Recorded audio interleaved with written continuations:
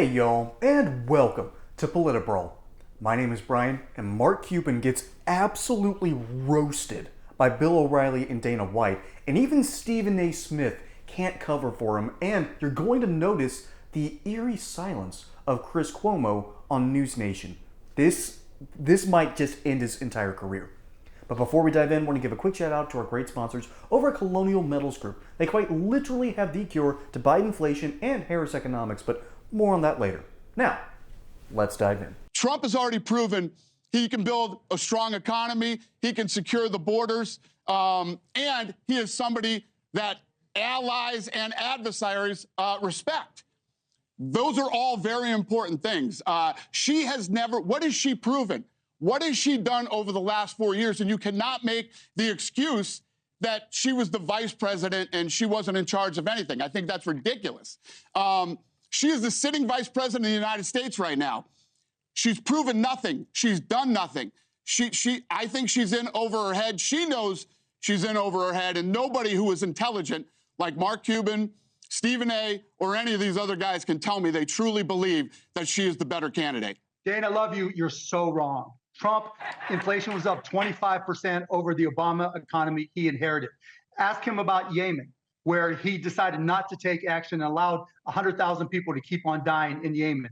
Talk to him about his tariffs. What worked with his tariffs? He had 4 years to make tariffs work with China. China kicked his ass. China took him to court, right? Because he didn't know how tariffs worked, and it hurt the economy. The economy was rolling along, and it got so hit by the tariffs that his appointment to the Federal Reserve, Jerome Powell, had to come back in and cut interest rates 3 times. And then we get to the real point of reckoning, the pandemic.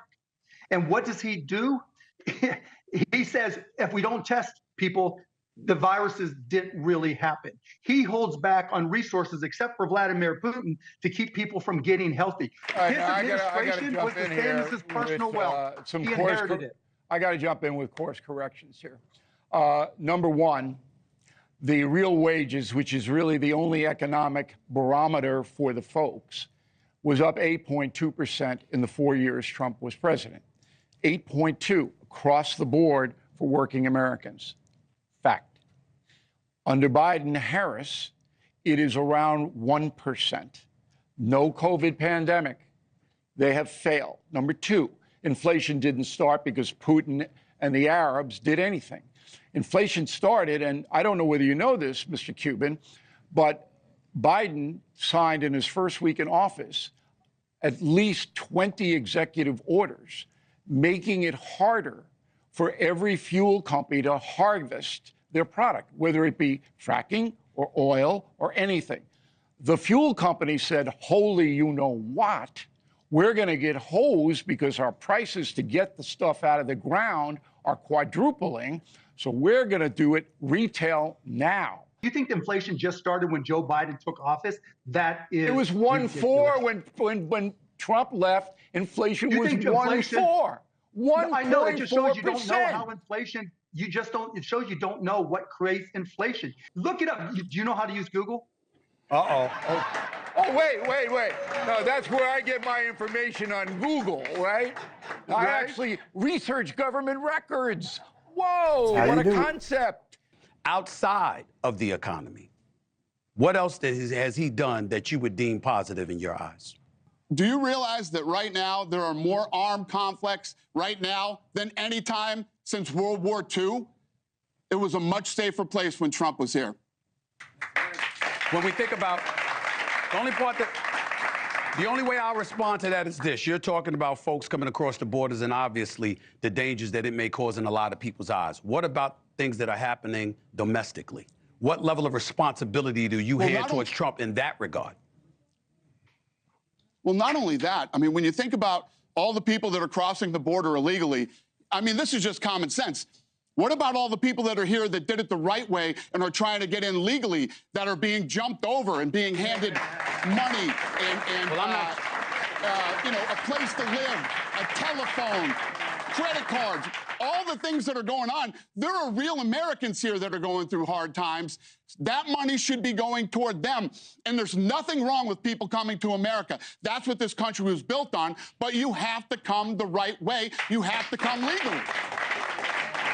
Thank you, Dana White. I know you don't like getting into political commentary because Dana White's whole thing is the UFC. Make the UFC big, make sure everyone enjoys the product, make sure the fights are fair, not rigged, and just build the brand. He does not like getting into political discussions, but there's a whole lot to unpack with this, and I'll be as pithy as possible to quote Bill O'Reilly. Dana White, Stephen A. Smith, Mark Cuban, what do these three guys have in common? They're not normal political commenters, but they have been giving their political commentary. And Stephen A. Smith actually got really critical of Biden at a point earlier this year and even praised Trump. And that, for ABC, for ESPN, for Disney's company, that's a no-no. You are not allowed to do that. And so Stephen A. Smith got pulled aside by his producers and said, if you do that again, Disney's probably going to cancel your show. They're going to tell you to get out. Well, Stephen A. Smith wants to keep his nice cushy job, so he keeps his mouth shut. But if you'll notice something, when he asks the question, he is being earnest. He is giving a softball question. He is not being combative. That is actually him supporting the Trump movement because he knows deep down that there is something deeply rotten in Washington. For the same reason that he knows the Dallas Cowboys are never going to win another Super Bowl under Jerry Boy, okay? Hey y'all, I'm not exactly looking at retirement anytime soon, but my parents are, and friends of my parents are, and I'm sure either you or someone you know is looking at retirement and wondering, what do I do? How do I help prepare for this in this economy with this terrible president and with a vice president who basically coup d'etat him and is now looking to run for president herself? How do you protect against this? Well, simple. You go over to my friends at Colonial Metals Group. They quite literally have something called the Retirement Package Plan.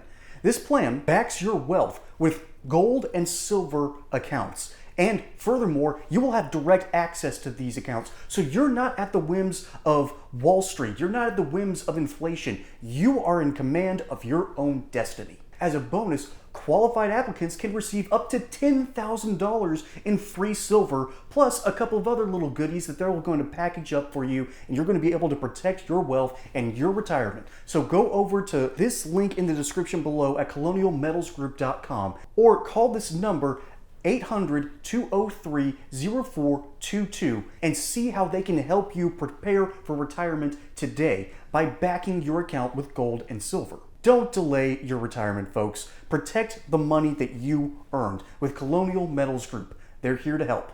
That's the exact same thing that's going on here, and that's why he can roast the Dallas Cowboys, but he can't roast a presidential commentator. So he does his support by giving a softball question. So I can explain Stephen A. Smith here, okay? And by the way, what Dana White is talking about is something that does hurt average Americans. The kind of person who would watch a UFC fight knows that Dana White is correct. Illegal migrants are coming to the United States. They're being kept in these nice hotels in Chicago, in Washington, maybe Washington, New York City.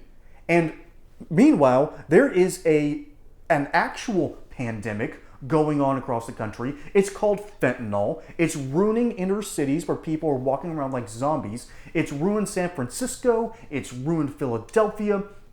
And it's hurting rural communities as we speak because for some reason, Democrats don't like cracking down on the border. And instead of diverting resources to ICE, instead of diverting resources to the border, they care more about, we need to make sure we process illegal migrants properly. We need to care about that. No. That's not why we talk about building the wall. We talk about building the wall to get you to understand that there is a war going on in our communities. It is in the rural areas. It is moving into the suburbs. It has definitely hit the inner cities.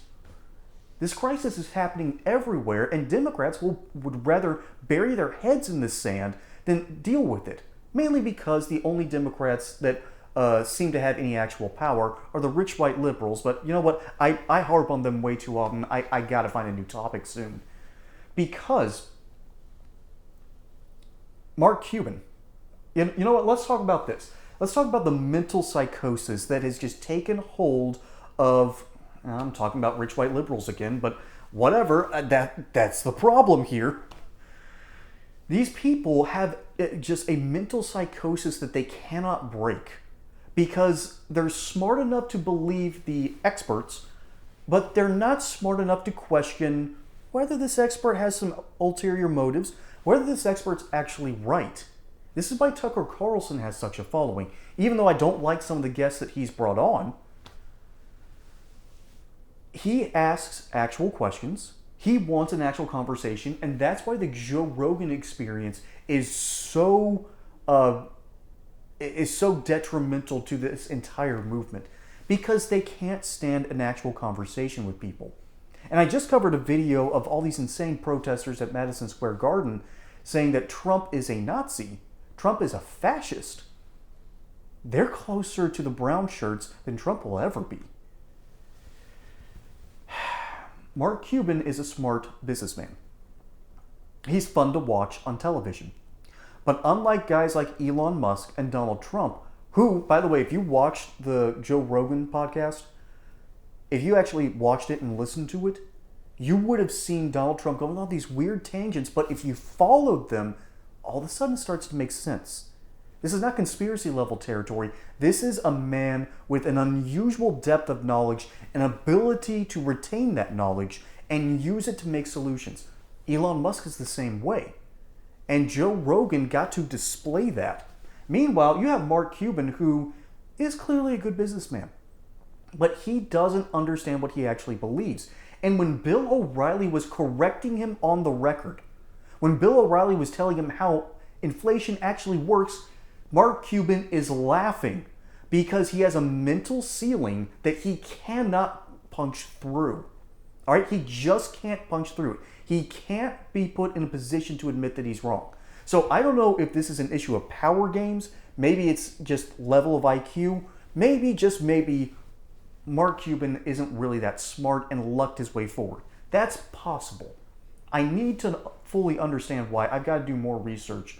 But the older I get, the more I realize that these rich white liberals, that these left-wing political activists with too much time on their hands, don't understand what they believe. And I'll close with this one. Talking about Trump on foreign policy, okay, Mark Cuban did get one thing right. China won the tariff war. But England lost, Canada lost, the EU lost, all right? NATO nations finally had to start paying their fair share. There were no new wars, all right? And a lot of solutions were starting to happen. As a matter of fact, peace in the Middle East was almost secured. As a matter of fact, it was briefly. Because the real reason that Hamas and Hezbollah won't surrender now is because they know that the money is about to dry up from Iran, and they're using the last resources that they possibly can. Because they know the Iran regime is going to collapse within the next 5 to 10 years. And so Yemen, for some reason, decided to get ridiculous. The Houthis did not like their current government, so they're threatening international shipping with drones and a couple of missiles that they acquire. And Trump took one look at that and said, hey, does anyone else want to take care of this? And England stepped up and said, yep, you got it. And they're taking care of the problem, not us. All right? That's a good thing. That's a good thing. We got to stop being the world police everywhere. Peace through strength is great, but we can't afford this world police mentality anymore. And so Mark Cuban even got that wrong. The only thing he got right in this segment was the fact that China won the tariff war, and they harp on that as much as they possibly can while ignoring all the other wins. I'll put it to you this way, and I'll end with this. Imagine you're a baseball player and you are in a long game. You're in a 12-inning game, not a 9-inning game. And you went 6 for 7. You hit 2 home runs, 2 doubles. You scored 4 times, and you drove in 9 runs. That is a good night. And imagine the sports commentator that morning hating on that record because he struck out that one time. That's the level of insanity Mark Cuban is believing in.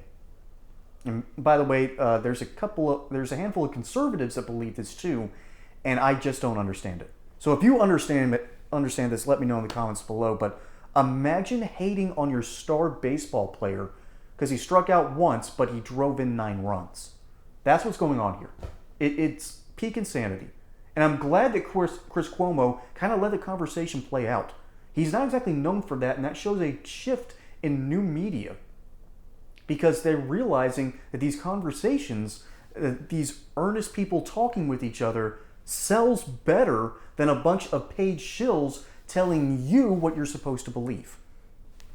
The new model works, folks, and I'm here for it, and I'm a part of it, and I'm loving it. Folks, my name is Brian. Hope you enjoyed that segment here on Politibrawl. Don't forget to like and subscribe. Catch you on the next one, and until then, y'all have a good one.